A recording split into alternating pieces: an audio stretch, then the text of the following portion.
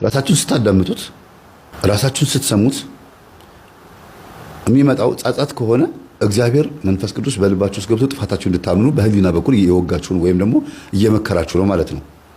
ወደ ውስጥ ራሳችሁን ስታዳምጡት ቲቢት የሚሰማችሁ ከሆነ ዲያብሎስ አለ ማለት ነው። ሰው ይቅርታ አድርግልኝ እያለ ወይም ይቅርታ አድርግልኝ እያለችሽ ወይም እያለችህ ብቻ የሆኑ ሰዎች ይቅርታ አድርግልኝ እየተባልክ አንተ ልብህ ድንጋይ ከሆነ ግትር ካለ አንተ ውስጥ ያለው መንፈስ ቅዱስ አይደለም ዲያብሎስ ነው። በቃ ድንድን ካልክ ልብህን ካሳበጥክ ማለት ነው።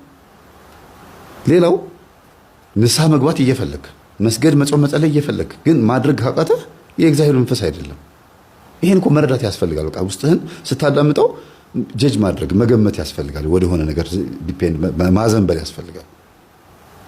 ኢንፍሉዌንሱ ወይም ተጽዕኖ ክፉ ከሆነ ክፉ መንፈስ ነው፣ ደግ ከሆነ ደግ መንፈስ ነው ማለት ነው። ለምሳሌ ሄጄ ላስቀድስ ነገ ጠዋት ተነስቼ ማስቀደስ አለብኝ ብለህ አላርም ሞልተሃል ወይም ሞልተሻል። ጠዋት ስትነሳ በጣም ዱካክ የሚለቅብህ ጭብም ብለህ ስልኩን ዝግት አድርገህ ዝም ብለህ የምተኛ ከሆነ የእግዚአብሔር መንፈስ አይደለም። በዚህ መረዳት ያስፈልጋል። ነው እንደ አልጄሪያው ልታስተኛኝ ብሎ ብድግ ብሎ ፊትን ትጥብጥብ አድርጎ ፀጉርን ብስብስ አድርጎ ቶሎ ብሎ ንቅጥቅጥ ብሎ ነጠላ ለብሶ ጥርግ ብሎ ሄዶ ቅዳሴ ላይ መገኘት በቅጽበት በ10 ደቂቃ ውስጥ ቤተ መቅደስ ተገኝቶ ማስቀደስ። ከዛ በኋላ ሰይጣን ወገቡን መስበር አስቀድሶ መምጣት። በነገራችን ላይ ቅዳሴ በጣም ትልቅ ጥቅም አለው። እሺ ግዕዙን ሰማችሁትም አልሰማችሁትም በጣም ትልቅ ጥቅም አለው። የዛር መንፈስ ወገቡን የሚመታው በቅዳሴ ነው። ረጅም ሰዓት ስትቆሙ ልፍስፍስ የምትሉት የምታዛጉት የምትንጠራሩት ድክም የሚላችሁ ስጋም መንፈስም ሁለቱም ደካሞች ስለሆኑ ነው። እርኩሳን መናፍስት በራሳቸው መቆም አይችሉም። በእኛ ውስጥ ሆኖ ነው የሚቆሙት አይደለም። እኛ ውስጥ ሆኖ ግብር ያስገብራሉ፣ ግብራቸውንም ያገኛሉ።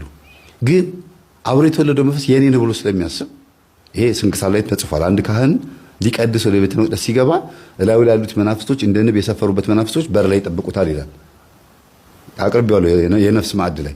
ከዛ ቀድሶም ጸልዮም ብሎ ሲወጣ ደግሞ እነዛው መናፍስቶች እንደ ንብ ይሰፍሩበትና አብረውት ደግሞ ይሄዳሉ ብሎ ተጽፏል።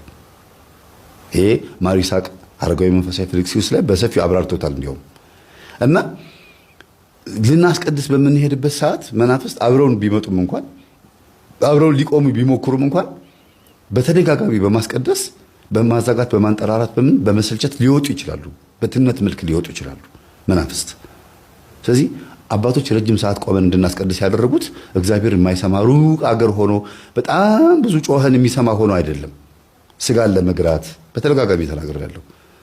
መናፍስትን ወገብ ለመምታት ለማሰር፣ እንደገና ደግሞ ትዕግስትን ለማስተማር፣ ጽናትን ለማስተማር እንደገና ይበለኝ ብዙ ወደ ዓለም ዞሬ ነበረ። ዓለም ላይ ተንከራትቼ ብዙ ቦታ ሄጄ ነበር። 2 ሰዓት ቅዳሴ ምን አለበት? ሰው 2 ሰዓት ቆሞ ኳስ ያያል አይደለም እንዴ? ለእግዚአብሔር ቆሜ እንደ መላእክት ብጸልይ መላእክቶች ቆመው ቅዱስ ቅዱስ እንደሚሉት እኔስ ብል ምን ችግር አለው? ስጋዬን ለነፍሴ ማስገዛት ግዴታዬ ነው ብሎ ማለትን እንድንማር ነው ቅዳሴው ረዘም እንዲል የተፈለገው። ይሄንን ማስተማር በሳምንት አንድ ቀን 2 ሰዓት ቅዳሴ መቆም በጣም እኮ ትንሽ እኮ ነው ቤተሰቦች፣ በጣም ትንሽ እኮ ነው። ይሄ በሳምንት አንድ ቀን ለ2 ሰዓት ያክል መቆም አቅቶን ከሆነ ጠዋት ተነስተን ኳስ ሜዳ ሄዶ ኳስ የሚጫወቱ ጎረምሶች ጋር ለመሄድ የምንፈልግ ጠዋት ተነስቶ ቡና ለመጠጣትም ሆነ ለመዝናናት የሆነ ቦታ ላይ ካፌ ቁጭ ብሎ ጋዜጣ ለማንበብ መጽሔት ለማንበብ ፖለቲካ ዜና ለማየት ምናምን ወደዛ የሚገፋፋን ከሆነ እኛ ውስጥ የእግዚአብሔር መንፈስ እየሰራ አይደለም። በቃ አጅሬው በደንብ አድርጎ እግሩን ዘርግቶ ፍልስፍናውን እያነበበብን ነው ማለት ነው። ስለዚህ ራሳችንን ስናየው ራሳችንን ወደ ውስጥ በመንፈስ ቅዱስ መነጽር፣ በወንጌል በመጽሐፍ ቅዱስ ወይም ደግሞ በእግዚአብሔር ቃል መነጽርነት ራሳችንን ስናየው ብዙ የምንተማመንበት ማንነት የለንም። በቃ እግዚአብሔርን ተደግፈን ነው መኖር የምንችለው፣ በራሳችን የምንቆም አይደለም። ለዚህ ነው ቅዱስ ጳውሎስ ማንም የቆመ ቢመስለው እንዳይወድቅ ይጠንቀቅ ያለው። ማንም ራሱን ማመን የለበትም። ለዚህ ነው የሚወድ የሚኖር ራሱን ይካድ፣ መስቀሉን ተሸክሞ። መስቀሌን አላለም፣ መስቀሉን። የየራሳችን መከራ መስቀል አለን። ለክርስቶስ የምንገልጽበት የፍቅር መስቀል አለን። ራሳችን መስቀሉን ተሸክሞ ይከተለኝ ነው የሚለው። ስለዚህ ክርስቶስን መከተል የምንፈልግ ማተብ አስረን ከሆነ መዳን የምንፈልግ ከሆነ ሰይጣን እንዲወጣልን አይደለም መጸለይ ያለብን። ቆመን የምናስቀድሰው ሰይጣን እንዲሄድልን አይደለም። አምልኮ መፈጸም አለ። ትክክለኛ ለእግዚአብሔር የሚሰጥ አምልኮ አለ። ልብን መስጠት፣ ማንነትን መስጠት። አንተ በእኔ ላይ ስራብኝ፣ ሁሉ ነገሬን ተገልገልበት፣ በቃ እኔ አንተ ነኝ እንደፈለግክ አድርገኝ ብሎ ራስን መስጠት፣ ማምለክ። ልክ እንደ መላእክቶች ማምለክ። ቅዱስ ቅዱስ ቅዱስ እግዚአብሔር አንተ ፈጥረኸኛልና ለገነትና ለመንግሥተ ሰማያት ያዘጋጀኸኝ ለሲኦል አልተዘጋጀሁም ብሎ ራስን ለዛ ነገር ማጨት። ከዛ በኋላ ሌላው ነገር ሁሉ ሲሄድ ታዩታላችሁ።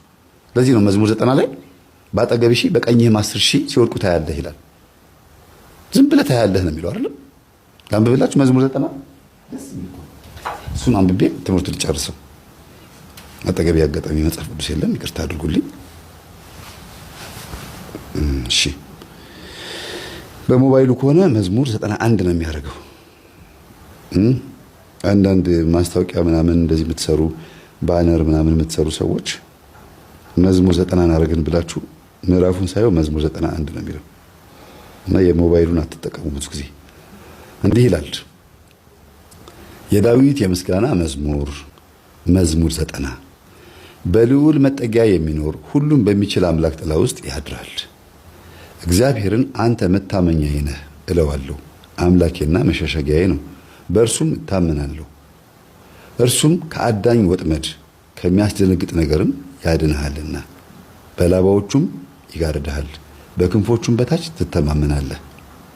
እውነት እንደ ጋሻ ይከብብሃል፣ ከሌሊት ግርማ፣ በቀን ከሚበር ፍላጻ፣ በጨለማ ከሚሄድ ክፉ ነገር፣ ከአደጋና ከቀትር ጋኔን አትፈራም። በአጠገብህም 1000 በቀኝህም 10,000 ይወድቃሉ፣ ወደ አንተ ግን አይቀርቡም። በዓይኖች ብቻ ትመለከታለህ፣ የኃጥአንን ብድራት ታያለህ። አቤቱ አንተ ተስፋዬ ነህና ልዑልን መጠጊያ አደረግክ። ክፉ ነገር ወደ አንተ አይቀርብም፣ መቅሰፍትም ወደ ቤትህ አይገባም። በመንገድ ሁሉ ይጠብቁህ ዘንድ መላእክትን ስለ አንተ ያዛቸዋልና እግርህም በድንጋይ እንዳትሰነካከል በእጆቻቸው ያነሱሃል። በተኩላውና በእባቡ ላይ ትጫማለህ፣ አንበሳውንና ዘንዶውን ትረግጣለህ። በእኔ ተማምኗልና አስጥለዋለሁ፣ ስሜንም አውቋልና እጋርደዋለሁ። ይጠራኛል እመልስለትም አለሁ። በመከራውም ጊዜ ከእሱ ጋር እሆናለሁ፣ አድነዋለሁ፣ አከብረውማለሁ። ረጅም ዕድሜ አጠግበዋለሁ፣ ማዳኔንም አሳየዋለሁ ይላል። ደስ አይልም? በቃ ይህንን በየቀኑ ጸልያችሁ ስተኙ ስትነሱ። መዝሙረ ዳዊት እኮ ነፍስን እኮ የሚያረካት። መዝሙረ ዳዊት የሚጸልይ ሰው በህይወት ዘመኑ ሰዎችን ሳይረዳ ሰዎችን ሳያግዝ አይኖርም። ከራሱ አልፎ ለቤተሰቡ የሚተርፍ በብርሃን የተሞላ ሰው ነው የሚሆነው መዝሙረ ዳዊትን የሚጸልይ ሰው። ስለ መዝሙረ ዳዊት ያላቸው አመለካከት መለወጥ አለበት። በጣም በጣም የሚገርም ጸሎት ነው። የምድራችን የረጅም ዓመት ጸሎት። ጻድቁ አባታችን አቡነ ተክለ ሃይማኖት መዝሙረ ዳዊትን በቀን ስንት ጊዜ እንደሚጸልዩት ገድላቸውን አንብባችሁ የምታውቁ ሰዎች በጣም የሚገርም ነው። በአንድ ቀን 3 ጊዜ 4 ጊዜ የሚጸልዩት ነበሩ። 7 ጊዜ የሚጸልዩት አባቶች ነበሩ። ሙሉን እኮ 150ውን መዝሙር እኮ ነው እየሰሩ ጸሎቱ ባፋቸው ስለሆነ መዝሙረ ዳዊት። ታዲያ እንደዚህ ሆኖ እንዴት ነው መላእክት የማይገለጡላቸው? መዝሙረ ዳዊት እኮ ማለት እኮ እኔ ኃጢአተኛ ነኝ፣ በዙሪያ ያሉ ሰዎች ኃጢአተኞች ናቸው፣ ማረን፣ ይቅር በለን፣ አጥፍተናል፣ በድለናል፣ እስከ መቼ ነው ዝም የምትለን? ሁሉንም እኮ ያዘ እኮ ነው። ይወቅሳል፣ ከዛ ደግሞ ይለምናል፣ ከዛ ደግሞ ያመሰግናል። አንዴ ራሱን ሆኖ፣ አንዴ ነፍስን ሆኖ፣ አንዴ ስጋን ሆኖ፣ አንዴ መንፈስን ሆኖ፣ አንዴ ህዝብን ሆኖ ይጸልያል። ሁሉንም ያማከለ እኮ ነው መዝሙረ ዳዊት ቤተሰቦች። እና የዛር መንፈስ ወገቡን የሚመታበት ጸሎት ነው። እንደው መዝሙረ ዳዊት በሳምንት አንድ ቀን ተለማመዱ እስቲ። አርጋኖንና መዝሙረ ዳዊት እመቤታችን ቅድስት ድንግል ማርያም የምትመሰገንበት አርጋኖን አለ በሳምንት አንድ ቀን። መዝሙረ ዳዊትም ደግሞ በሳምንት አንድ ቀን ጸልዩት እስቲ። ከቻላችሁ 3 ንጉስ 30 እስከ መዝሙር 30 ድረስ ማለት ነው። 3 ንጉስ ማለት አንድ ንጉስ 10 ምዕራፍ ነው አይደል የሚይዘው? 10 እና እንዲህ አድርጋችሁ ብትጸልዩ ተጠቃሚ ትሆናላችሁ።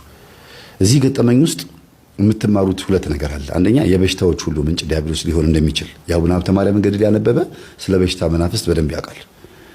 እንደገናም ደግሞ ባልነቃንበት ዘመን የምንከፍለው ዋጋና በነቃንበት ዘመን ቶሎ ብለን እንዴት ብለን እርምጃ እንደምንወስድ የሚያሳይ ገጠመኝ ነው። እና እንደዚህ ሆንኩኝ ታመምኩኝ ምናምን ስትሉ መጀመሪያ እርምጃ መውሰድ ያለባችሁ ስራህን አቁም ነው። በእኔ ላይ እንዲህ የምታረግ መንፈስ ስራህን አቁም። ለምሳሌ መኪና አደጋ ተፈጠረን በል፣ እንደ ህፃኑ ልጅ በተዘዋዋሪ መንገድ ልጁን የገደልኩት እኔ ነኝ አለ አይደለም፣ ያስገበርኩት እኔ ነኝ አለ። ወደ ሆነ ክፍለ ሀገር ስትሄዱ ከሰው ጋር ብትጣሉ ወይ መኪና ቢገለበጥ ወይ የሆነ ችግር ቢፈጠር ለዛ ነገር ተጠያቂው መንፈሱ እንደሆነ መጀመሪያ መጠርጠር አለባችሁ። ለምን እግዚአብሔር እንደዚህ ያደርጋችሁ? በራሳችሁ ፍቃድ ተነሳስታችሁ ጥፋት ልታጠፉ ትችሉ ይሆናል። ሰይጣን በሌለበት ቦታ የሰው ነፃ ፈቃዱ በራሱ ሌላ ጥፋት ነውና፣ ግን ደግሞ ሁልጊዜ እንደሚያገሳ አንበሳ በዙሪያችሁ የሚውጣውን ፈልጎ ይሽከረከራል የሚለው ደግሞ ጥቅስ መርሳት የለባችሁ። ዲያብሎስ የሚውጣውን ፈልጎ ሁልጊዜ ነው የሚለው፣ ዘወትር የሚውጣውን ፈልጎ እንደሚያገሳ አንበሳ በዙሪያችሁ ይዞራል ይሽከረከራል ነው የሚለው። ሁልጊዜ ነው የሚከታተለው፣ ከውስጥም ይሁን ከውጭ ይከታተላል። ስለዚህ ዘወትር መጸለዩ ይጠቅማል። እናንተ ላይ ሆኖ በሽታ ባይፈጠር በሽታ ሊሆን የሚችል አደጋ ሊያመጣ ይችላል። እግር ሊያሰብር ይችላል። መጥቶ የሚላተማችሁ እናንተ ባትላተሙ ሄዳችሁ የሚላተማችሁ አይጠፋም። የሚጣላችሁ ጸበኛ የሚሆናችሁ ሰው አይጠፋም። እና ሁሉ ነገር መመለስ ያለባችሁ በመንፈሳዊ መንገድ ነው። ይቅርታ አጥፍቻለሁ፣ እግዚአብሔር ልቦና ይስጠን ሁላችንም። ከሆነ ነገር ሽሽት መጋፈጥ አያስፈልግም። እንደዚህ መፋለም ምናምን አያስፈልግም። ከምን እንደመጣ መረዳት። ኢየሱስ ክርስቶስ ይላል ማቴዎስ ወንጌል ላይ በሰው ልብ ውስጥ ያለውን ያውቅ ነበርና አይተማመናቸውም ነበር አይደል የሚለው። ለዚህ ነው ዛር መንፈስ የሌለበት የለም እንለው። እንግዲህ አስቡት፣ መጽሐፍ ቅዱስ የሚናገረው በሰው ልብ ውስጥ ያለውን ያውቅ ነበርና አይተማመናቸውም ነበር። ማን እንደሚያዋራቸው ያውቃል። አይደለም አይሁዳውያን ጌታን የሚፋለሙት እና የሚከራከሩት የሚገዳደሩት ቀርቶ የራሱ ደቀ መዝሙር ሐዋርያው ቅዱስ ጴጥሮስ እንኳን ጌታዊ አትሙትብን፣ ጌታዊ አትሰቀልብን እያለ ከኋላ ሲከተለው ሂድ አንተ ሰይጣን ብሎ ጴጥሮስ ውስጥ ያለውን ሰይጣን ነው የገሰጸው። አብሮት እያለ እንኳን ቅዱስ ጴጥሮስ ከጌታ ጋር እያለ እንኳን ጴጥሮስ ውስጥ ያለው መንፈስ ያወራ ነበር። አትሙትብን፣ አትሰቀልብን ይላል። ለምን? ጌታ በመሞቱ በመሰቀሉ ከሙታን መካከል በመነሳቱ የምናገኘው ጥቅም ስላለ ሰይጣን ይህን ስለተረዳ በጴጥሮስ ላይ ሆኖ አትሙትብን ይላል። ሂድ አንተ ሰይጣን የሰውን እንጂ የእግዚአብሔርን አታስብምና አለው ይላል። ያወራው ጴጥሮስ ነው። ለምን ሂድ አንተ ሰይጣን አለው ሲባል ከጌታ ጋር እንኳን ሆኖ አብሮ ሆኖ እንኳን ጴጥሮስ በሰይጣን አንደበት ያወራበት ጊዜ ነበር። ስንፍና የተገኘበት ጊዜ ነበር። ይሁዳን ተመልከቱት። ልክ ቅዱስ ቁርባኑን ሲቀበል ይላል ሰይጣን ገባበት ይላል። ቅዱስ ቁርባን ስንቀበል ሰይጣን ይገባል እንዴ? አይገባም። ግን እንዴት እንደዛ ነው ተብሎ ተጻፈ?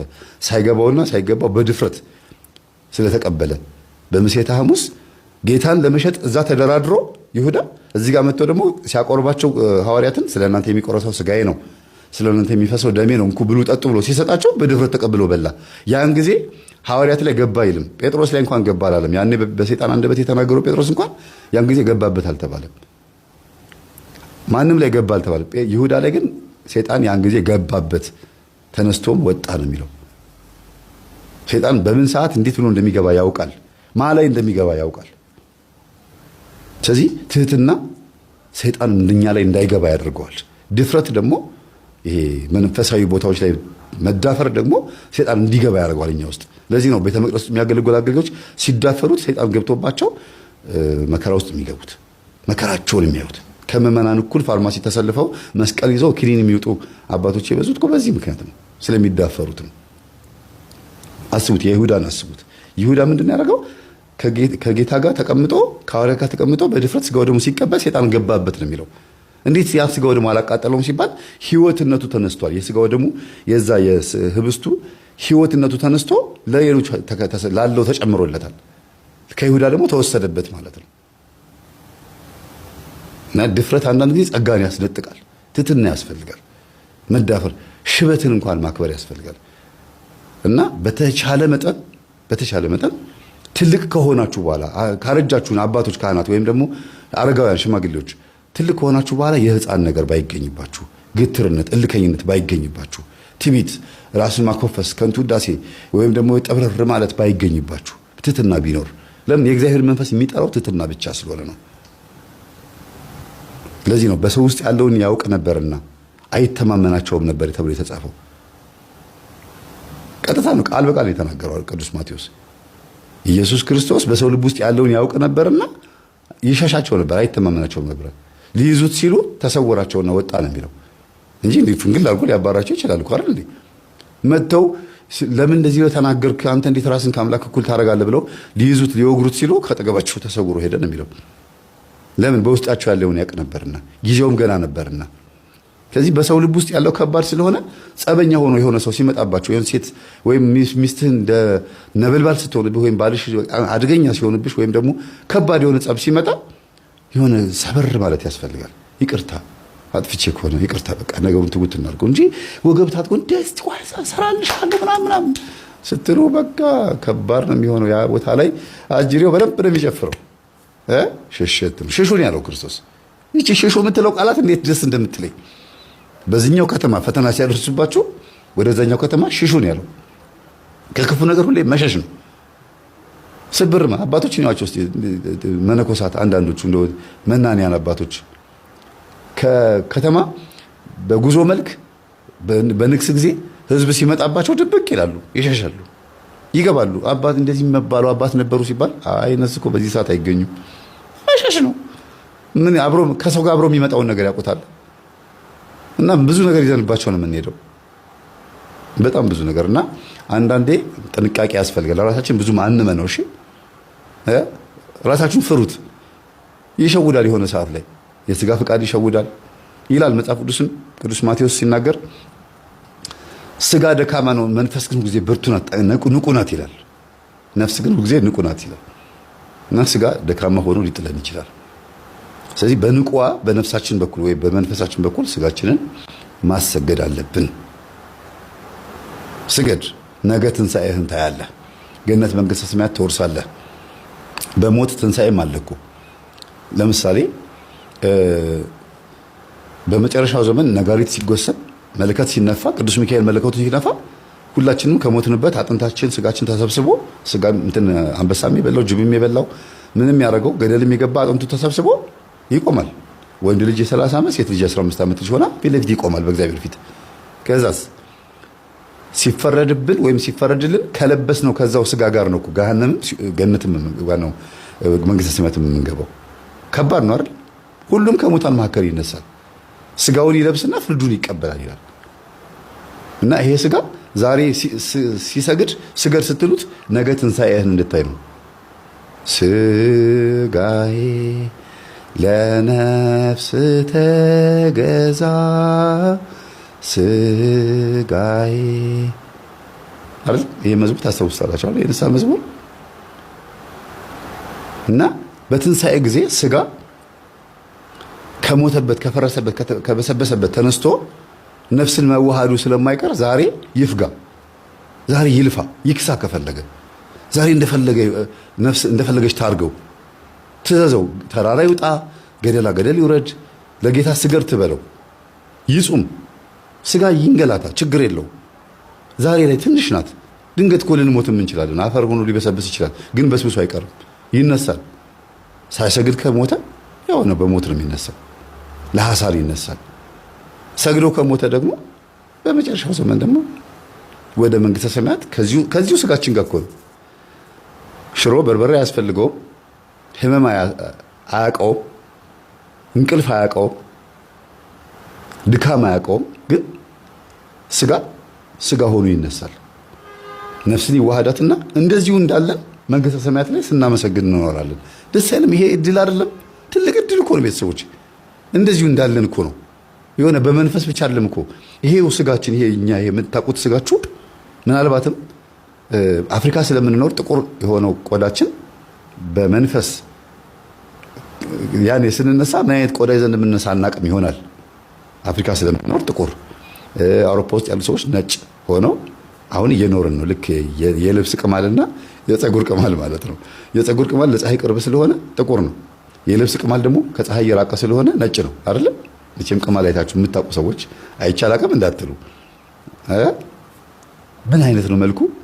ምናልባት አይታችሁ የማታውቁ የሀብታም ልጆች ካላችሁ ቅማል ብላችሁ ሰርች አድርጉ። እንግዲህ ምን ይደረግ እና አፍሪካ ውስጥ ያለን ሰዎች ቆዳችን ጥቁር ቢሆንም በምጽአት ጊዜ በምንነሳበት ጊዜ ምን ቆዳ ይዘን እንደምንነሳ ባይታወቅም ግን አምሮብን እንደምንነሳ ይታወቃል። ውብ ሆነን ይሄ የምናየው ስጋችን፣ ይሄ የምናየው ማንነታችን። አንድ እንዲያውም አካል ጉዳተኛ ምን አለችኝ፣ በዳግም ምጽአት ጊዜ ስነሳ እንደዚሁ ሽባ ሆኜ ነው የምነሳው አለችኝ። አይደለም፣ የነፍስሽን ይሄ በዚህ በምድር ላይ ትኖሪበት በነበረበት ሰዓት አካል ጉዳተኛ ሆነሽ እንደነበርሽው አይደለም ያለሽው። ያን ጊዜ ስትነሺ ሙሉ አካል ይዘሽ ነው የምትነሺው። ጎባጣውም አይነ ስውሩም ሁሉም ሙሉ ሆኖ ነው የሚነሳው። ሙሉ ለምን በስጋ በሽታ ምክንያት በምግብ በተለያዩ አይነት የምግብ እጥረቶች ወይም ደግሞ በመናፍስት በዛር መንፈስ ምክንያት ስጋችን ብዙ ቅርጽ ሊይዝ ይችላል። ብዙ አይነት ዲፎርም አንሼፕድ ሊኖር ይችላል፣ ወይም ደግሞ ቅርጽ አልባ ሊሆን ይችላል። ግን በምጽአት ጊዜ እንደዛ አይደለም እና አምሮብን ነው የምንነሳው። ግን ደግሞ ሁሩ እምኔ ከኔ ሂዱ የሚባሉም ደግሞ አሉ። በጎቼ በቀኝ የሚባሉም ደግሞ አሉ እና ከየትኛው ወገን እንደሆነ ስለማይታወቅ ያንኑ እግዚአብሔር በሚያቀን መልካችን ነው የምንነሳው ብዬ ነገርኳት። እና ምንድነው እውነት እግዚአብሔር ደግና ቸር አምላክ ነው። የማንንም ሞት አይፈልግም፣ የማንንም ሲኦል መግባት አይፈልግም። ግን በፍቃዳችን ወደን ፈቅደን ሲኦል መግባት የምንፈልግ ከሆነ መንገዱ ክፍት ነው። ውሃና እሳት ቀርቦልሃል፣ ወደ ፈለግከው ግባ ነው እና ስጋችንን አሁን ብናስገዛው ጥሩ ነው። ጠንቋይ ቤት ስንት ዓመት ሙሉ ተካደመ፣ ደብተራ ጋር ስንት ዓመት ተሮጠ፣ ለስጋ ፈቃዳችን፣ ለዝሙት፣ ለጭፈራ፣ ለተለያየ አይነት ፍላጎቶቻችን ስንት ዓመት ስንት ቦታ ሮጥን። በቃ በሉት ስጋችሁ። አረ በቃ አሁን ለእግዚአብሔር ሰግጄ ልሙት። ለምን ነገ ፍንችር አልልም? ለምን እየሰገድኩኝ 40 ዓመት ተርቤ ተጠምቼ አልኖርም? በቃ እግዚአብሔር የፈቀደውን ከዚህ በኋላ እኖራለሁ። ስንት ዓመት ይሁን እንደፈለግኩ ሆንኩኝ። ከዚህ በኋላ ያለውን ግን እሱ ይፍቀድ ነው የሚባለው። በስተርጅና አርጅተው ኩል የሚኳሉ ቅንድባቸው የሚቀነደቡ አርጅተውም ሜካፕ የሚቀቡ ሊፕስቲክ ተቀብተው ዊግ አድርገው በጣም ሽማግሌ ሆነው 30 ማነው 60 ዓመት 70 ዓመት ሆነው ሴቶችም ወንዶችም ሴቶች ላይ ይብሳል እንደው በቃ ታይት አድርገው ምናምን በየመንገዱ ሲሄዱ ሳይ አፍራለሁ። አንዳንድ ጊዜ እንደው በቃ በቃኝ የሚሉበት ጊዜ የለም እንዴ? አሁን በዚህ እድሜ ምን ሊያመጡ ነው ይሄን ታይት የሚለብሱት እላለሁ። በጣም የሚያሳዝኑ ነጮች አንድ ጊዜ ለይቶላቸዋል። አሕዛብ ናቸው። ሃይማኖት ያለን እኛ እናቶች በስተርጅና እንደዛ የምትኳኳሉት ምን ለማምጣት ነው? ያለውን በጸጋ ትቀበሉትም። ጸጉርን ሂና ከመቀባት ወይም ደግሞ እንደው ሽበትን መከራውን ከማሳየት በጸጋ መቀበል እኮ ምንም ችግር የለውም። በቃ የሆነ ጊዜ ኖር ያለው ይበቃል። አሁን ደግሞ ሲራሴን ለእግዚአብሔር ልስጥ ነው የሚባለው። ቆራቢ ሆነው ውስኪ የሚጠጡ እናቶች አውቃለሁ እኔ በቅርበት የማውቃቸው እዚሁ ጨርሰው ያልመጡ ማለት ነው። እንደው ቤተሰቦቻቸው ሲጨቀጭቋቸው ጭቅጭቅ ሲያደርጓቸው ቆራቢ ናቸው፣ ግን ደግሞ አንዳንድ ጊዜ ፋ ያደርጓታል። ከዛ ደግሞ ይዘባርቃሉ፣ ይቀባጠራሉ። ፈጽሞ መመለስ ነው በቃ። ወደ አልኮልም መመለስ አያስፈልግም። በስተርጅና አልኮል ምን ያደርጋል? መተው ነው በቃ። እና ስጋን ለነፍስ ማስገዛት፣ ስጋን ለእግዚአብሔር ማንበርከክ የመሰለ ትልቅ ስልጣን የለም። ይሄ እኮ የኛ ስልጣን እኮ ተሰጥቶናል። ስልጣናችን እኮ ነው በቃ። እግዚአብሔር ይችን እድል ሰጥቶናል። ሳንሞት ይችን እድል ሰጥቶናል። ከሞትን በኋላ የለም አለቀ በቃ። ምንም ነገር መመለስ የማይቻልበት ሁኔታ ውስጥ ነው ያለነው ፈቃዱ ካልሆነ በስተቀር። ስለነበረ ሰዓቱ አምላካችን ስም የተመሰገነ ይሁን። ሰላም።